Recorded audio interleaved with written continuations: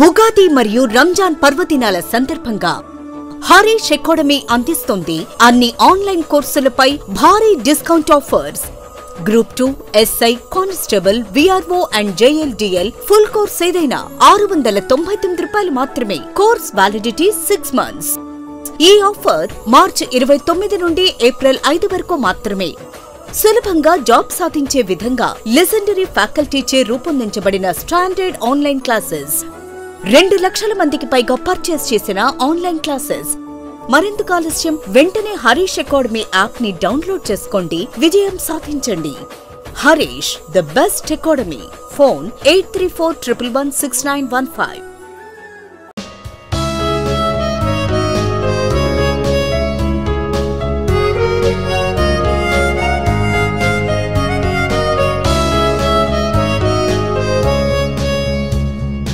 Harish, the best academy. Hi everyone, welcome to Harish academy.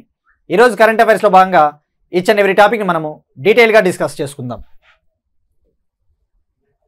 ఇవాళ మన first topic అంతర్జాతీయ సంబంధాలకు సంబంధించి ప్రధానమంత్రి నరేంద్ర మోడీ గారు 6వ బిమ్స్టెక్ సదస్సులో పాల్గొనేందుకు థాయిలాండ్ దేశానికి వెళ్ళారు. ఇక్కడ మనం తెలుసుకోవాల్సింది, ప్రధానమంత్రి నరేంద్ర మోడీ గారైనా ప్రెసిడెంట్ అయినా వివిధ దేశాల పర్యటనలకు వెళ్ళినప్పుడు ఆ దేశాలతో భారతదేశం కుదుర్చుకున్న ఒప్పందాల గురించి డీటెయిల్గా తెలుసుకోవాలి.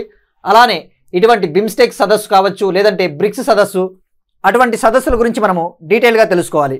ఇప్పుడు భారత్ థాయిలాండ్ మధ్య కుదిరిన ఒప్పందాల గురించి ఫస్ట్ డీటెయిల్డ్గా డిస్కస్ చేసుకుందాం. ఆ తర్వాత 6వ బిమ్స్టెక్ సదస్సు గురించి తెలుసుకుందాం. ప్రధానమంత్రి నరేంద్ర మోడీ గారు థాయిలాండ్ పర్యటనకు వెళ్ళిన సందర్భంగా థాయిలాండ్ ప్రభుత్వము ప్రధానమంత్రి నరేంద్ర మోడీ గారికి గిఫ్ట్గా బౌద్ధ మతానికి చెందిన త్రిపీఠకలను గిఫ్ట్గా ఇచ్చింది.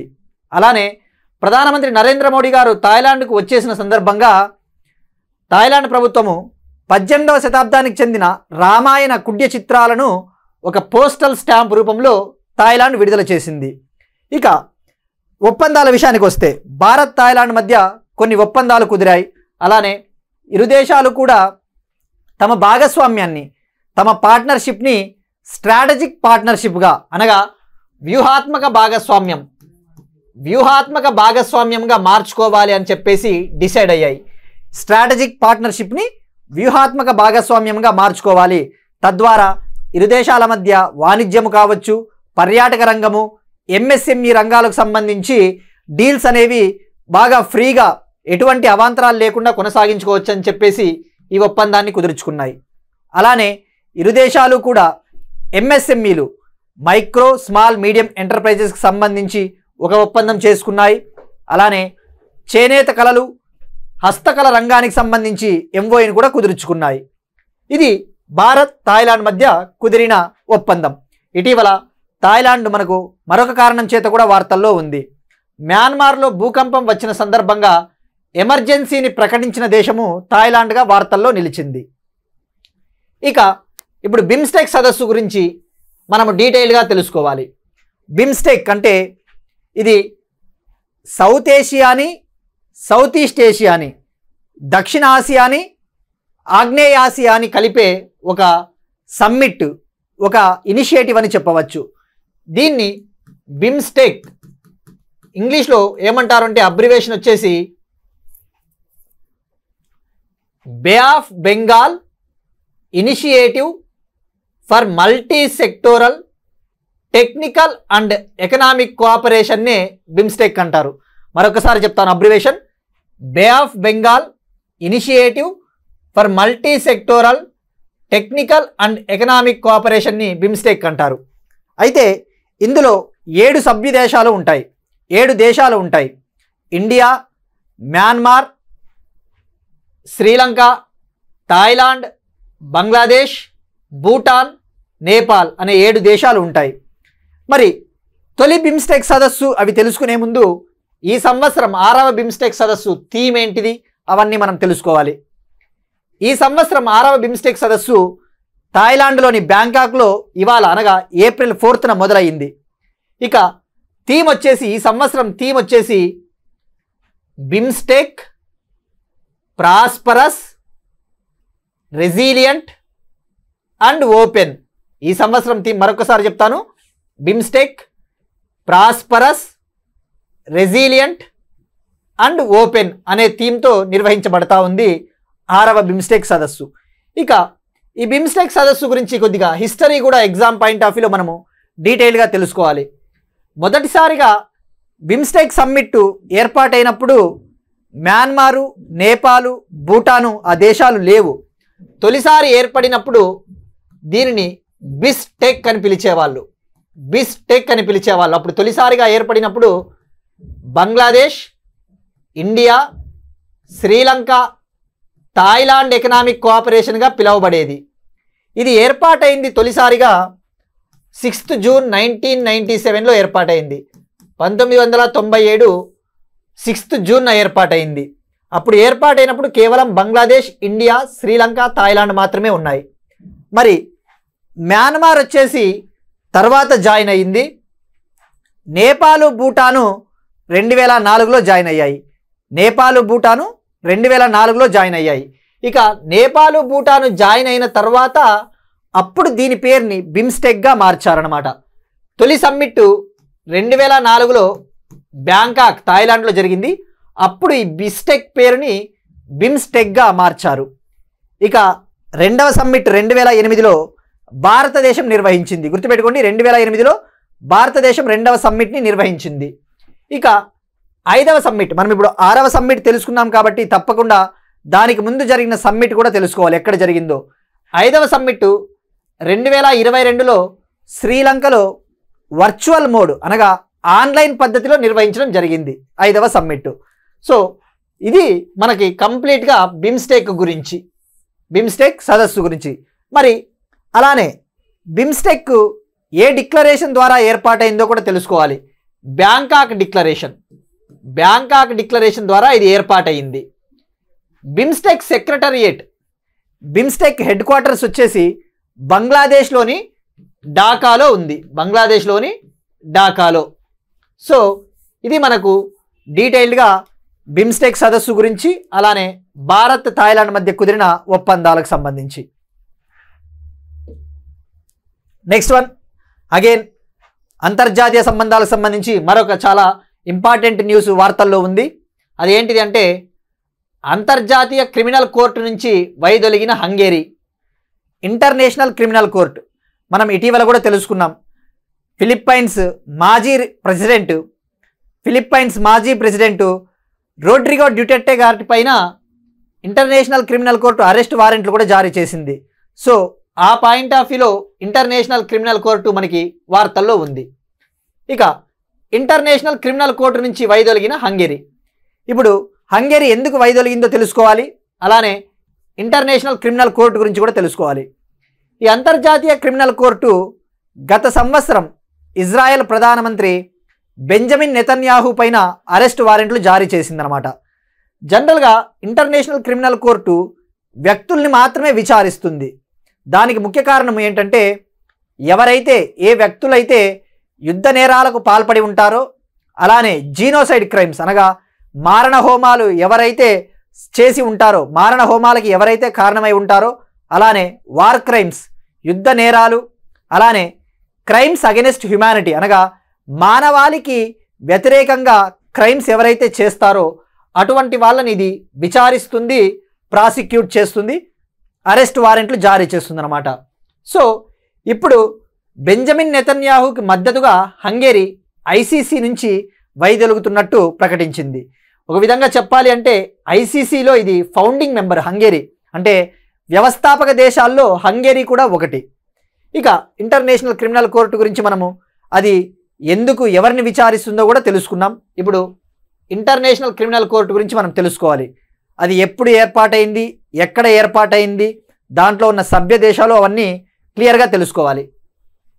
International criminal court Rome statute ద్వారా, రోమ్ శాసనం ద్వారా ఏర్పాటైంది. ఈ రోమ్ శాసనము 1998లో తీసుకురావడం జరిగింది. అయితే ఇది 2002 నుంచి అమల్లోకి వచ్చిందని చెప్పవచ్చు. ఇది ప్రధాన కార్యాలయం వచ్చేసి నెదర్లాండ్స్లోని హేగ్స్. ఐసీసీ ప్రధాన కార్యాలయము నెదర్లాండ్స్లోని హేగ్ పట్టణంలో ఉంది. ఇక సభ్య దేశాల విషయానికి వస్తే 125 సభ్య దేశాలు ఉన్నాయి.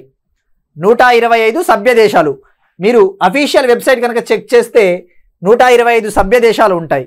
ఆ 125వ సభ్య దేశంగా ఉక్రెయిన్ 2025 జనవరిలో ఉక్రెయిన్ దేశము 125వ దేశంగా జాయిన్ అయ్యింది. సో మనం ఏదైనా ఒక ఆర్గనైజేషన్ చదువుతా ఉన్నప్పుడు లేటెస్ట్గా ఏది జాయిన్ అయిందో తెలుసుకోవాలి. ఇక ఇంకోటి మెయిన్ పాయింట్ ఏంటంటే ఇంటర్నేషనల్ క్రిమినల్ కోర్టులో భారతదేశము సభ్య దేశం కాదు, అలానే అమెరికా కూడా సభ్య దేశం కాదు అనే విషయం గుర్తుపెట్టుకోవాలి. భారతదేశం ఈ రోమ్ శాసనం పైన సంతకం చేయలేదు, దీన్ని యాక్సెప్ట్ చేయలేదు. సో ఇది మనకు క్లియర్గా ఇంటర్నేషనల్ క్రిమినల్ కోర్టు గురించి. Next one GI tags. మనము ఇటీవల గత 2 రోజుల నుంచి జిఐ ట్యాగ్స్ రోజు డిస్కస్ చేసుకుంటున్నాం. నిన్ననే తెలంగాణలోని వరంగల్లో పండించే చపాటా చిల్లీకి జిఐ ట్యాగ్ వచ్చిందని తెలుసుకున్నాం. అలానే తమిళనాడులో 2 ప్రోడక్ట్స్ కూడా జిఐ ట్యాగ్ వచ్చిందని తెలుసుకున్నాం. అహ్మదాబాద్లోని సౌదాగరి బ్లాక్ ప్రింట్కి కూడా జిఐ ట్యాగ్ వచ్చిందని నిన్ననే మనం తెలుసుకున్నాం. ఇప్పుడు ఒక గిరిజన హస్తకళకు జిఐ ట్యాగ్ లభించింది. కన్నడిప్పయ్య అనే ఒక కేరళకు చెందిన గిరిజన హస్తకళ, కేరళకు చెందిన ఒక ట్రైబల్ హ్యాండీక్రాఫ్ట్కి జిఐ ట్యాగ్ భౌగోళిక గుర్తింపు లభించింది. ఇక్కడ కన్నడిప్పయ్య అంటే మీనింగు, దీని అర్థము మిర్రర్ మ్యాట్ అన్నమాట. మిర్రర్ మ్యాట్ అంటే ఈ బొమ్మలో చూపిస్తున్నట్టు ఇది ఒక మ్యాట్, ఇది ఒక వస్త్రకళ లేదంటే ఒక చాప అనుకోవచ్చు. ఈ మిర్రర్ మ్యాట్ దీని ప్రాముఖ్యత ఏంటి అంటే ఇది ప్రతిబింబిస్తుంది, అంటే ఇది రిఫ్లెక్షన్, దీనికి రిఫ్లెక్షన్ క్వాలిటీస్ ఉంటాయి, ఇది ప్రతిబింబిస్తుంది అన్నమాట. ఇక్కడ మనం తెలుసుకోవాల్సింది దీన్ని దేనితో తయారు చేస్తారో కూడా తెలుసుకోవాలి కొద్దిగా లిటిల్ బిట్. దీనిని కేరళలో లభించే ఒక వెదురు బొంగు నుంచి కొన్ని లేయర్స్ తీసి ఆ వెదురు బొంగు నుంచి దీన్ని తయారు చేస్తారు. దీన్ని తయారు చేసే వాళ్ళు కొన్ని తెగ ప్రజలు ఉన్నారు. ఆ తెగ ప్రజలు కూడా మనకి అదనపు సమాచారం కింద, అడిషనల్ ఇన్ఫర్మేషన్ కింద వాళ్ళ పేర్లు కూడా తెలుసుకుంటే మంచిది. దీన్ని తయారు చేసే వాళ్ళు ఊరళీ తెగ ప్రజలు, అలానే కేరళలోని మన్నన్ తెగ ప్రజలు, ముతిరా తెగ ప్రజలు, మలయన్ మరియు ఖదర్ అనే తెగ ప్రజలు దీన్ని తయారు చేస్తారు. సో ఇక్కడ గుర్తుపెట్టుకోవాల్సింది కన్నడిప్పయ్య ఏ రాష్ట్రానికి చెందినది. ఇక మనం జిఐ ట్యాగ్స్ విషయానికి వస్తే నిన్న మొన్న డీటెయిల్డ్గా everything from top to bottom మనం డీటెయిల్గా డిస్కస్ చేసుకున్నాం కాబట్టి మనం ఇప్పుడు నెక్స్ట్ టాపిక్ చూద్దాం. ఇక నెక్స్ట్ టాపిక్ మనము ఇటీవలే వార్తల్లో చూస్తూ ఉన్నాం. ఫిలిప్పైన్స్ దేశానికి తెలంగాణ బియ్యం ఎగుమతి చేస్తూ ఉంది. అలానే మిజోరం రాష్ట్రం నుంచి యాంథూరియం అనే పూలు ఫ్లవర్స్ సింగపూర్కి ఎగుమతి చేశాము. అలానే ఉత్తరప్రదేశ్లోని ముజఫర్ నగర్ నుంచి జిఐ ట్యాగ్ కలిగిన బెల్లాన్ని కూడా బంగ్లాదేశ్కి ఎగుమతి చేశాము. అలానే ఇవాళ మరొక ఎగుమతి వార్తల్లో ఉంది. ఒడిషా రాష్ట్రంలోని రాయగడ జిల్లా నుంచి దుబాయ్కి కొన్ని ప్రోడక్ట్స్ని ఎగుమతి చేశారు. అవి ఏంటివి అంటే ఒడిషా నుండి దుబాయ్కి తొలిసారిగా మునగ, మొరింగా మరియు పర్వాల్ అనే అగ్రికల్చరల్ ప్రోడక్ట్స్ని ఎగుమతి చేశారు. మొరింగా, పర్వాల్. మొరింగని తెలుగులో మునగ చెట్లు, మునగాకు అంటారు కదా, మునక్కాయలు. అలానే పర్వాల్ అంటే తెలుగులో బుడమకాయలు అంటారు. దీన్నే పాయింటెడ్ గౌర్డ్ అంటారు. పాయింటెడ్ గౌర్డ్, ఇంగ్లీష్లో పాయింటెడ్ గౌర్డ్, తెలుగులో బుడంకాయలు ఇలా ఉంటాయి. ఈ బుడంకాయలు ఒడిషా భాషలో అయితే పర్వాల్ అంటారు. ఒడిషా భాషలో మునక్కాయలని మొరింగా అంటారు. ఇంగ్లీష్లో అయితే డ్రమ్ స్టిక్. సో వీటిని మొట్టమొదటిసారిగా దుబాయ్కి ఎక్స్పోర్ట్ చేయడం జరిగింది. సుమారుగా 910 కేజీలు ఒడిషాలోని బిజు పట్నాయక్ ఇంటర్నేషనల్ ఎయిర్పోర్ట్ నుంచి ఎక్స్పోర్ట్ చేశారు. సో మనకి ఇది బేసిక్ ఇన్ఫర్మేషన్ గుర్తుపెట్టుకుంటే సరిపోతుంది. నెక్స్ట్ వన్ సోలార్ ఎనర్జీకి సంబంధించి, సోలార్ ప్యానల్స్ ఏర్పాటుకు సంబంధించి భారతీయ రైల్వే స్టేషన్లలో సౌర ఫలకాలు, సోలార్ ప్యానల్స్ ఏర్పాటులో అగ్రస్థానంలో రాజస్థాన్. జనరల్గా మనం చూస్తూనే ఉన్నాం, భారతదేశం 2030 కల్లా 500 గిగావాట్ల పునర్వినియోగ శక్తిని అనగా రెన్యూబుల్ ఎనర్జీని ఏర్పాటు చేయాలి అని చెప్పేసి టార్గెట్గా పెట్టుకుంది. ఆ ఎఫర్ట్స్లో భాగంగా, ఆ కృషిలో భాగంగా ఈ విధంగా చూపిస్తూ ఉన్నట్టు, ఇమేజ్లో చూపిస్తూ ఉన్నట్టు ఇండియన్ రైల్వేసు ఇలా సౌర ఫలకాలు ఏర్పాటు చేస్తుందన్నమాట. ఈ సోలార్ ప్యానెల్స్ ద్వారా ఎనర్జీని ఉత్పత్తి చేస్తుంది. సో ఇండియన్ రైల్వేస్ ఫిబ్రవరి 2025 నాటికి 2249 రైల్వే స్టేషన్లలో ఈ సౌర ఫలకాలను ఏర్పాటు చేయడం ద్వారా సుమారుగా 209 మెగావాట్ల సామర్థ్యం కలిగిన సౌరశక్తిని ఉత్పత్తి చేసిందట. ఇక్కడ గుర్తుపెట్టుకోవాల్సింది 2249 రైల్వే స్టేషన్లలో ఇండియన్ రైల్వేసు ఈ సౌర ఫలకాల ద్వారా 209 మెగావాట్ల సామర్థ్యం కలిగిన సోలార్ ఎనర్జీని ఉత్పత్తి చేసింది. మరి ఇక్కడ టాప్ ఏ రాష్ట్రం ఉంది? రైల్వే స్టేషన్లలో ఈ సోలార్ ప్యానెల్స్ ఏర్పాటులో టాప్ వచ్చేసి రాజస్థాన్ నిలిచింది. ఫస్ట్ ప్లేస్లో Rajasthan, second Maharashtra, third west Bengal. ఇక సోలార్ ఎనర్జీకి సంబంధించి భారతదేశము ఇప్పటి వరకు ఎంత ఉత్పత్తి చేసిందో కూడా తెలుసుకోవాలి. జనవరి 2025 నాటికి సోలార్ ఎనర్జీ, రెన్యూబుల్ ఎనర్జీ, జనవరి 2025 నాటికి భారతదేశం ఇప్పటి వరకు సుమారుగా 217 గిగావాట్ల రెన్యూబుల్ ఎనర్జీ, ఓవరాల్గా పునర్వినియోగ శక్తిని, రెన్యూబుల్ ఎనర్జీని 217 గిగావాట్లు ఉత్పత్తి చేసిందట. జనవరి 2025 నాటికి 217 గిగావాట్ల టోటల్ రెన్యూబుల్ ఎనర్జీ, పునర్వినియోగ శక్తి. ఇక్కడ మనం తెలుసుకోవాల్సింది స్టాటిక్ పాయింట్ ఆఫ్ వ్యూలో ఇది ఇలాంటి అఫీషియల్ డేటా ఎప్పుడైనా కూడా మనకి ministry of new and renewable energy వెబ్సైట్లో దొరుకుతాయి మనకి. ఎందుకంటే ఎనర్జీ ట్రెండ్స్ అనేవి జనవరిలో ఒకలా ఉంటాయి, ఫిబ్రవరి నెలలో ఒకలా ఉంటాయి, మళ్ళీ మార్చ్ వచ్చేసరికి వేరీ అవుతూ ఉంటాయి, మారుతూ ఉంటాయి. ఎప్పుడైనా కానీ మనకి ఎనర్జీ ట్రెండ్స్ కావాలి అంటే ministry of new and renewable energy ఈ వెబ్సైట్ కనుక మనం వెళ్ళినట్టయితే మొత్తం అఫీషియల్ డేటా, ఏ రాష్ట్రం ఎంత సోలార్ ఎనర్జీని ప్రొడ్యూస్ చేసింది అని చెప్పేసి మనకు డీటెయిల్గా డేటా దొరుకుతుంది. ఇక ఒక స్టాటిక్ పాయింట్ ఆఫ్ వ్యూలో మనం ఇంకొక పాయింట్ డిస్కస్ చేయాలి. భారతదేశంలో తొలిసారిగా ఒక రైల్వే స్టేషను సోలార్ ఆధారిత రైల్వే స్టేషన్గా మారింది. దాని పేరు తెలుసుకోవాలి. అస్సాంలోని గువాహతి రైల్వే స్టేషన్. అస్సాంలోని గువాహతి రైల్వే స్టేషను భారతదేశంలోనే మొట్టమొదటి సోలార్ ఆధారిత రైల్వే స్టేషన్ అని చెప్పవచ్చు.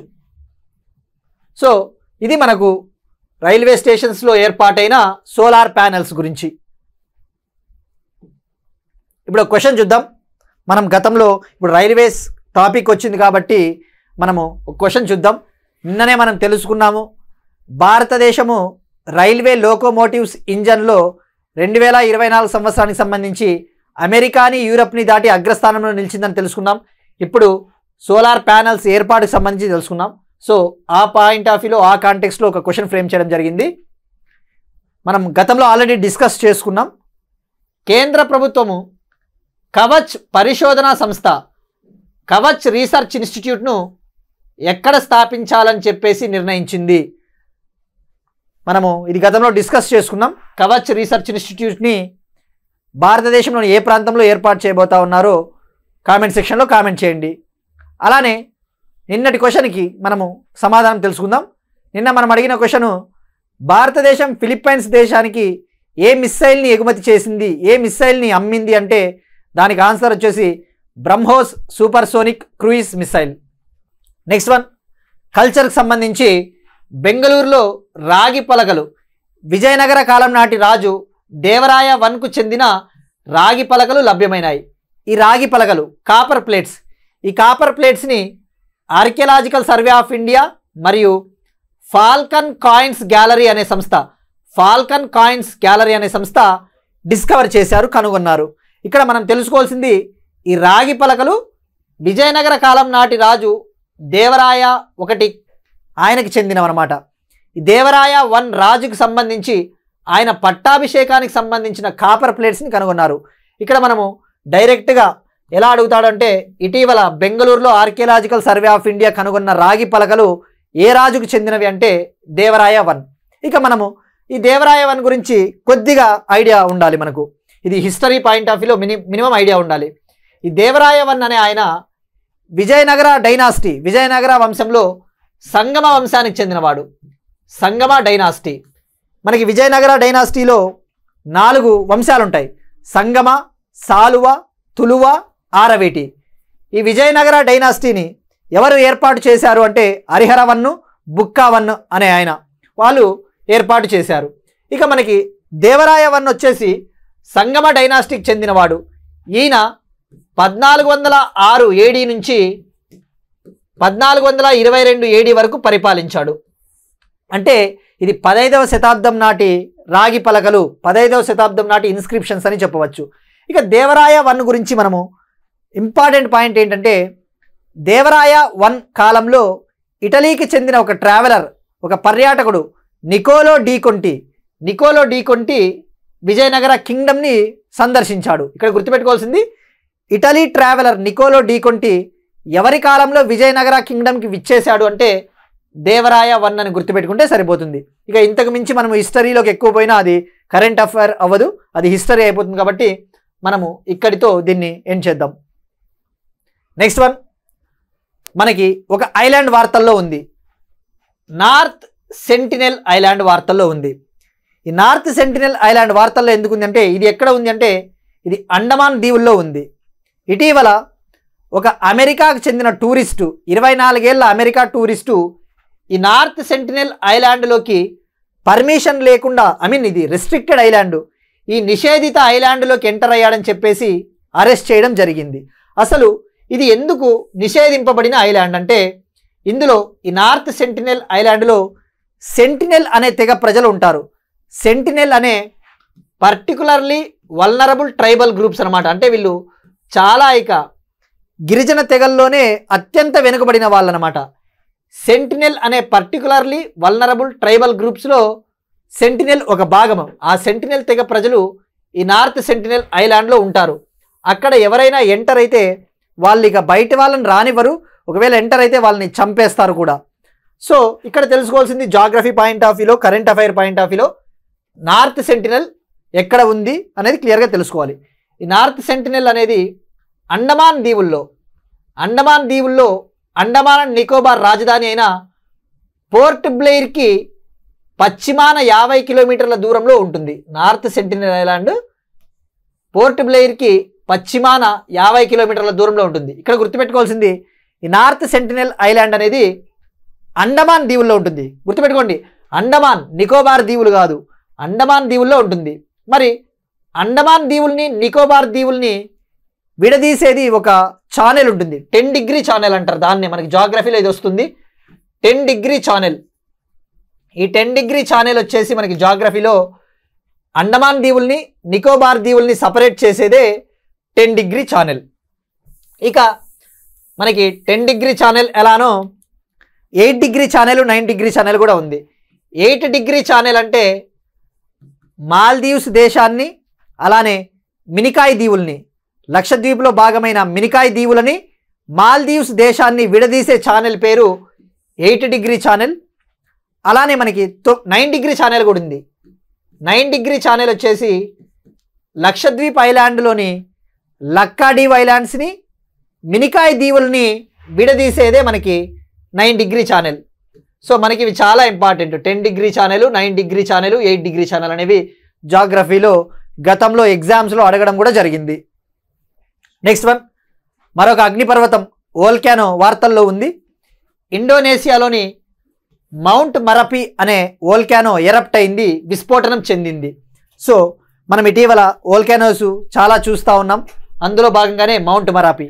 ఈ మౌంట్ మరాపి అనేది ఇండోనేషియాలోనే అత్యంత క్రియాశీలకమైన అగ్నిపర్వతం, most active volcano in Indonesia అని చెప్పవచ్చు. ఇక ఇండోనేషియా విషయానికి వస్తే ఇటీవలే మరో 2 వోల్కనోలు కూడా గతంలో ఎరప్ట్ అయ్యాయి, విస్ఫోటనం చెందాయి. అందులో ఒకటి మౌంట్ డుకోనో అనే వోల్కానో, మరొక వోల్కానో ఇండోనేషియాలో మౌంట్ లెవటబీ లకీ మనము డిస్కస్ చేసుకున్నాము గతంలోనే. మౌంట్ లెవటబీ లకీ అనే అగ్నిపర్వతం కూడా ఇండోనేషియాలోనే ఉంది. సో ఇవి 3 కూడా ఇండోనేషియాలో ఉన్నాయి. ఇక ఇండోనేషియా విషయానికి వస్తే ఇండోనేషియా తన రాజధాని జకార్తా నుంచి నుసంతరాకి షిఫ్ట్ చేసింది. కారణం ఏంటంటే ఈ జకార్తా అనేది జావా ఐలాండ్లో ఉంటుంది, జావా ద్వీపంలో. ఆ జావా ద్వీపంలో ఉన్న ఈ జకార్తా అనేది ఎప్పుడు కూడా వరదలు కావచ్చు, లేదంటే పొల్యూషను, వీటికి ఎక్కువగా ఫేస్ చేస్తూ ఉన్న సమస్యలు అనమాట జకార్తా. అందుకు ఈ సమస్యల నుంచి తప్పించుకోవడానికి ఇండోనేషియా బోర్నియో ద్వీపంలో ఉన్న నుసంతరా ప్రాంతానికి రాజధానిని మార్చింది. సో ఇది మనకు ఇండోనేషియాకి సంబంధించిన సమాచారం. Next one, appointments. National Payments Corporation of India executive డైరెక్టర్గా సోహిని రాజోలా అనే మహిళను national Payments Corporation of India executive డైరెక్టర్గా నియమించడం జరిగింది. ఇక national Payments Corporation of India మనము నిన్న తెలుసుకున్నాము, గతంలోనూ తెలుసుకున్నాము. ఈ national Payments Corporation of India అనే దాని ముఖ్య ఉద్దేశము భారతదేశంలో డిజిటల్ లావాదేవీల్ని ప్రోత్సహించడము. ఇది 2008లో ఏర్పాటైంది. ఇది కంపెనీస్ యాక్ట్ 2013 కింద ఉంటుంది. దీనిని రిజర్వ్ బ్యాంక్ ఆఫ్ ఇండియా మరియు ఇండియన్ బ్యాంక్స్ అసోసియేషన్ సంయుక్తంగా కలిసి ఏర్పాటు చేశాయి 2008లో. ఇక ఎన్పిసిఐ హెడ్ క్వార్టర్స్ వచ్చేసి ముంబై. మనం ఎన్పిసిఐ గురించి తెలుసుకుంటున్నాము. నిన్న కూడా ఏమని తెలుసుకున్నాము, మార్చి 2025లో డిజిటల్ లావాదేవీలు రికార్డు స్థాయిలో పెరిగాయి. సుమారుగా 24.77 లక్షల కోట్ల డిజిటల్ లావాదేవీలు మార్చి 2025లో నమోదయ్యాయని చెప్పేసి కూడా మనం తెలుసుకున్నాం. ఎన్పిసిఐ స్టార్ట్ చేసినదే యూనిఫైడ్ పేమెంట్స్ ఇంటర్ఫేస్ని 2016లో ఈ national Payments Corporation of India ఏర్పాటు చేసింది. ఇక మనం ఇక్కడ ఒక చిన్న question, Indian banks association topic వచ్చింది కాబట్టి ఇటీవల ఇండియన్ బ్యాంక్స్ అసోసియేషన్ కొత్త చైర్మన్గా ఎవరు ఎన్నికయ్యారు మనం డిస్కస్ చేసుకున్నాం.